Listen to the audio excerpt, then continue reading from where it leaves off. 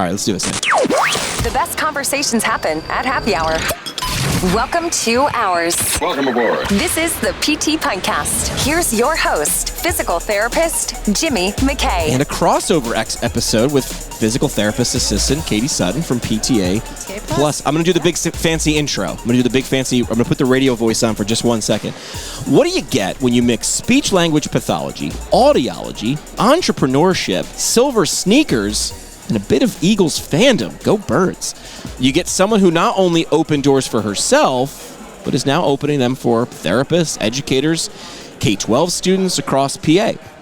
From the clinic floor to the classroom, and from senior fitness classes to environmental volunteering. She's walking the walk and teaching others to do the same. Let's welcome Alice Navarro Forsythe to the show. How did we do in the intro? Was it good?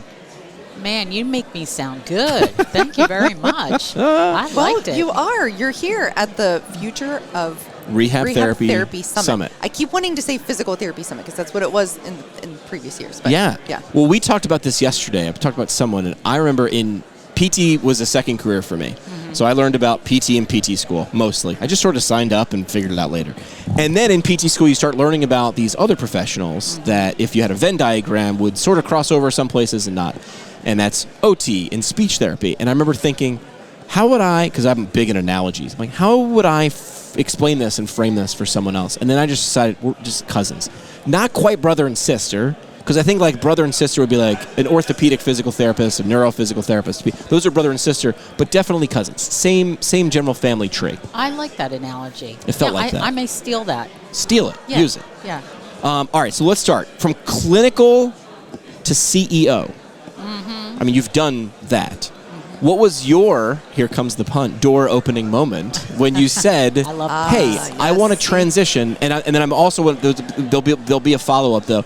I imagine a ton of the skills were transferable. Absolutely. Where you might be like, well, where am I going to use this clinical skill? A lot of them transferable. So what was your clinical to CEO door opening moment where you're like, hey, I want to go in this direction? I mean, it wasn't an overnight thing. It was a learning process when I decided to get out of clinical practice, which was 20 years ago. I wanted the opportunity to use my skills in different ways and to help more, really children mostly, but people in general, than I could myself personally one-on-one. So I wanted a way to flex my business skills and experience, and also wanted to continue to serve and help people and guide other people in doing that and making them happy in their career paths. So the people that work for me, it's not just about the business, it's about nurturing the relationships and helping their dreams come true. Yeah. Both the clients as well as the provider. You didn't start your physical therapy company just to sell it off. You built it to last. At US Physical Therapy, we help owners stay local, stay in control, and add more resources than ever before. Be a partner, not a purchase. Discover the partnership model that protects what you've built. Visit usph.com and click on Strategic Partnerships. PTs across the country are calling Empower EMR the easiest platform they've used. Fast, responsive, and built for real life. Try it for yourself at empoweremr.com. Well, let me ask you it this way, because I want to. What made you feel like you had the right to leave clinic and be a CEO? And the reason I frame it like that is sometimes people use the word just. I'm just a PT. I'm just a PTA. And I couldn't possibly, because there's some mythical barrier or skill set or blessing that I need to have to open my own business. And I think everybody on this podcast right now is in agreement. There isn't one. You don't need what gave you the right. You don't need a right. But sometimes people need that push to hear from someone like you who's not only believes that but has done it. So was there a moment when you were like, I don't know if I could, do I belong or can I do this? And then what gave you that sort of confidence that you rightly deserved? Maybe I was born this way. Maybe. No, baby. Oh, baby. All right. All right. Quoting Lady Gaga. Yeah. All right. Okay. Good. I got it. Yeah. No, there was never any hesitation. I always knew my path was going to be won where I am now. I just had to figure out what it was going to be. I actually when I started college, my first major was business management. Oh, so the seeds were planted for you. And then I was like, oh, yawning, these classes are so boring. And then eventually I found my way to speech-language pathology and audiology. But no, I always knew that I was meant to help more people in a bigger way, or direct more people, or just do something different.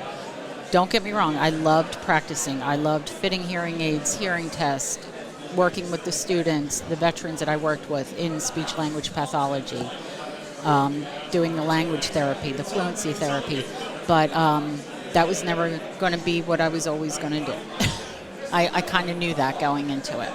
So I hope that answers your question. It does. The seeds were planted. Yeah, I think so. Yeah, so you are not just the CEO. We were just talking about this literally before we hit the play button, because I said something about you being the CEO, and you're like, well, I'm actually like everything. So you're managing and juggling a lot of different things here. How do you maintain the culture that you want to maintain while you are all of these things? You got to keep yourself in check. I have to remind myself all the time, don't lose touch. So I keep in touch with my people, the wonderful providers that provide the services for the students. But you can get carried away, sometimes when it's payroll time, or when it's time to focus on some marketing, or it's time to focus on, I have to spend some time with the attorney, with the accountant. Every day. I love the people that work for me, and I love being in touch with them. So it's like, oh, okay, today I'm checking in with folks. Today I'm reaching out to folks and just seeing how they're doing and how I can help them and how I can make their life better. Yeah. I was gonna ask a question about time management, because you do so many vastly different things, but it sounds like you make sure you're doing what you need to be done, what needs to be done. It's on your calendar. Like you've been intentional, is what I'm assuming, is what I'm hearing. Well, I think that's the only way to be successful and effective, is to be intentional, to be mindful. And it's it's work all the time. You always have to remind yourself of that, because you can get lost in the day. You can get lost in whatever you're doing. Yeah. It's about taking a second and just thinking and centering and being in the moment and thinking about what you need to do. I mean, maybe that sounds hokey to some people, but I truly believe in mindfulness, and I'm grateful. Yeah. I'm constantly reminding myself that I feel so grateful that I get to do what I do. Yeah. Steve Jobs was a bit off his rocker on some things, but sometimes you have to be to move him out, and sometimes you have to be a little bit wildly optimistic. But he talked about the idea of signal versus noise, where he's like, there will be infinitely more things in the future that can distract you, and they will take you away from the path that you should be following, and you have to be able to block that out and stay focused on that signal and avoid that noise, because the noise is just getting louder and louder, and the signal might be harder and harder to find, but if you stray from it, you will not be able to achieve what you would like to, or what you were born to. Smart man he was. Smart man he was. That is so true. Yeah. So when you and I were talking last night, you said as soon as you were invited to this event to come and speak, so you're going to be a panelist, and I'm going to be your moderator for that panel. Looking forward to that, by the way. Yes, here very soon. Yeah, in like T-1 hour, right? But I said yes right away. And then when we reached out and said, hey, would you mind hopping on podcast with us? You said, yeah, sure. You didn't know us. You just said yes. Some random people with a microphone. We talk a lot too, right? But why does things like volunteering and being involved in environmental aspects and how can healthcare professionals get involved, and why is that important for them to be involved and say yes to these kind of opportunities? I think it's our duty as humans to give back to other humans and to the world. I think that, we have to be aware and giving to those around us. It's not all about me, me, me. If we don't have the connections and we can't use our skills, I mean, I'm lucky that I have the opportunity to help others. I'm lucky that I get to go plant trees to help with reforestation. I'm lucky that I get to do a lot of the things that I do.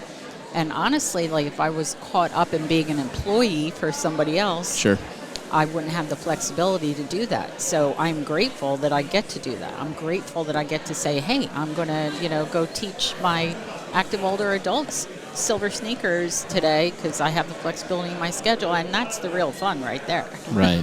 Seeing their smiles and hearing their progress and just giving back is so important. We should all do more of it, in my opinion. Yeah. I have a good friend, a good PTA friend, that always says that treating patients is a privilege, but you can really kind of put that into any space that you want. So working with your silver sneakers, it's a privilege, right? Yep. Athelis Revenue Cycle Management gives you full visibility to your money, real-time dashboards, automated billing, and higher collections. No more guessing what's coming in. Shoot me a note and I'll get you connected today. Jimmy@ptpintcast.com. But you had to be intentional about that. You had to make sure that there's time and you have the ability to do that. That was your North Star, I'm imagining, or one of your North Stars, right? And said, I'm going to build a life around the important stuff and not just a calendar, not just a series of meetings that just goes on and on for 20 or 30 years and then you're done. Yeah, my mind doesn't work that way. I'm not linear. Yeah. I'm zigzag. Yeah. Join the club. I am also quite zigzag. I couldn't tell. Yeah. I Your couldn't panel's tell, Jimmy. non-linear, right? Yeah. So, yeah. Lines are not for me. I hate waiting in them. I hate following them. Yeah. No, but yes, you have to be intentional. And, when you know yourself, and you have to have that self-awareness. Yeah. Like, I really knew myself, and I knew that that is what is going to give me the most fulfillment. And as far as starting my business, I just want to add, I would have done it sooner, but I wanted to wait until my children were older. Because people would say to me all the time, you should start your own.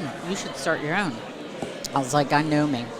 I was like, I will get too involved in that. I need balance in my life. I need to be able to coach my kids' sports teams and go to their shows and spend time with them. So I waited until they were older to start the business. Good awareness, good self-awareness. Yeah. Well, it's important to have that self-awareness, yeah. Where would I purchase said self-aware? How would I get that? We'll talk after the show. Thank you. Is I it will bottled coach somewhere? you. Yeah. But did you honestly, did you always have that? Or did you touch the stove and burn yourself? Yeah, And that's you good. did you learn it? Was it born or did you learn it? I mean, it was a process. I didn't know that all along. I've become better at it as time has gone by, for sure. You keep asking me questions about was there a moment? Yeah, I'm sure I've had many moments that kind of spurred me onto this or that, but life is a journey, and I love adventures too. So, Katie, to your point that I said yes without knowing what I was getting into, any chance I get to go on a new adventure, meet new people, have new experiences, learn new things, I'm like, sign me up. Yeah. I like that. Yeah. That's good.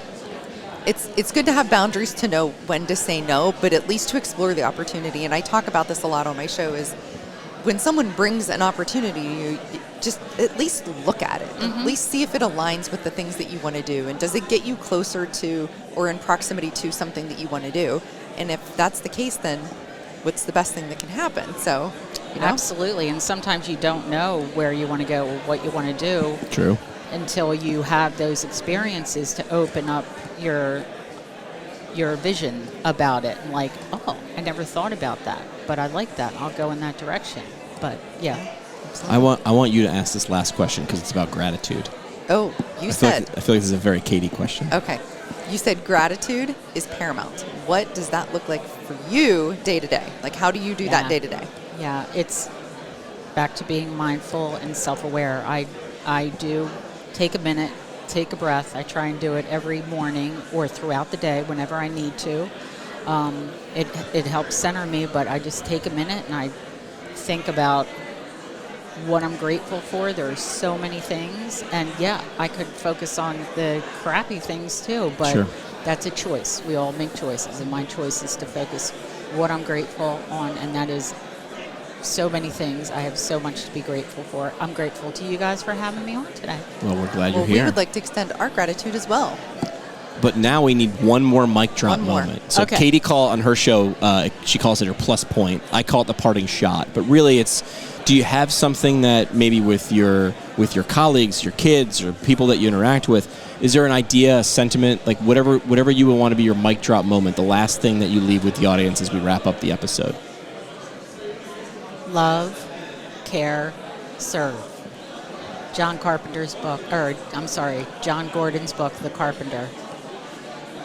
And notice what's around you as you do that. I'll say it again. Love, care, serve. Alice, if someone wanted to get in touch with you, what's the best way if they wanted to reach out? Where do you want to send them? Email's a great way. You can find that on my website, www.openingdoorstherapy.com. Email me, call me. All my numbers, my email are right there on my website. And you heard her. She's probably going to say yes. Yes. Alice, appreciate the time. Thanks for talking with us. Thank you very much. This is the PT Pinecast. This isn't another online CEU course.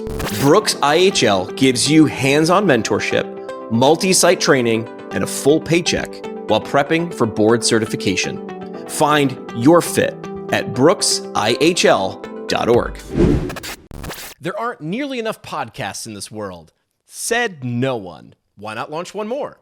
If you thought about launching a show but don't quite know how, we can help you do all that back-end stuff. Email me at jimmy@ptpintcast.com, and we can add one more podcast no one else will listen to the pile.